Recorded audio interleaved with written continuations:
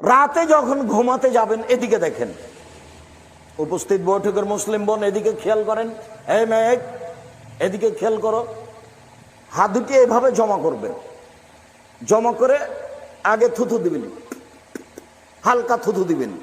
সূরা ইখলাস, ফালাক, নাস তিনটে পড়ে মাথার উপর দিয়ে, মুখের উপর দিয়ে, বুকের উপর দিয়ে, পা যতদূর পর্যন্ত যা বলিয়ে নেবেন, মুছে নেবেন। আর একবার ইখলাস, ফালাক, নাস মাথা থেকে শুরু করে মুখের উপর দিয়ে, শরীরের সামনে দিয়ে যতদূর হাত যায়। আর একবার ইখলাস, ফালাক, নাস পড়ে নিয়ে মাথার উপর দিয়ে, মুখের উপর দিয়ে, বুকের উপর দিয়ে যতদূর পর্যন্ত যা বলিয়ে নেবেন। আয়েশা রাদিয়াল্লাহু তাআলা আনহা বলেন, যখনই আল্লাহর নবী বিছানায় শুতে যেতেন তখন এটা করতেন। অন্তত নিজেকে বাঁচান যে আমি কোরআন মাজিদ পড়ি, কোরআন মাজিদ অন্তত সূরা ইখলাস পড়ে নিজেকে বাঁচান।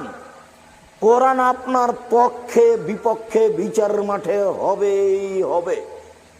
অল্প একটু খেয়াল করেন, সকালে ইখলাস, ফালাক, নাস 3 বার করে পড়েন, বিকালে ইখলাস, ফালাক, নাস 3 বার করে পড়েন। ইয়াকফিকা মিন কুল্লি শাইইন, সব সমস্যার জন্য যথেষ্ট হবে, সব সমস্যা।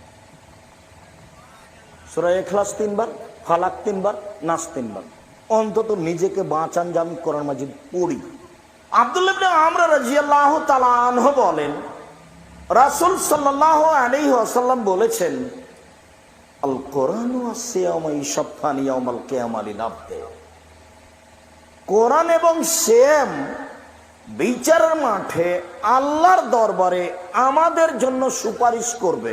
কোরআন বলবে, রব্বি মানাতাহু নাওমা বিল লাইলি ফাশাফিনি ফিহি, এই লোকটাকে আমি রাতে ঘুমাতে দিনি, কোরআন মাজিদ আমাকে তেলাওয়াত করেছে, তুমি একে মাফ করো, একে জান্নাতে দাও। কোরআন কিন্তু আপনার পক্ষে কথা বলবে। আঙ্গুলে তাসবিহ গণনা করবেন, আঙ্গুল আপনার পক্ষে কথা বলবে। বৈধ টাকা দিয়ে হজ করবেন, তাহলে কালো পাথরও আপনার পক্ষে কথা বলবে। কোরআন আপনার পক্ষে কথা বলবে, কোরআন বিপক্ষে যেতে পারে। আল কোরআন হুজ্জাতুল্লাহ আলাইকা, কোরআন তোমার পক্ষেও হতে পারে, কোরআন তোমার বিপক্ষেও হতে পারে, কোরআন তোমার পক্ষেও হতে পারে, কোরআন তোমার বিপক্ষেও হতে পারে। একদা আল্লাহ নবী বলছেন, পৃথিবীর মানুষ সঙ্গী সাথী শুনে রেখো, কেউ কি রাতে কোরআনের 3 ভাগের 1 ভাগ পড়তে অসক্ষম?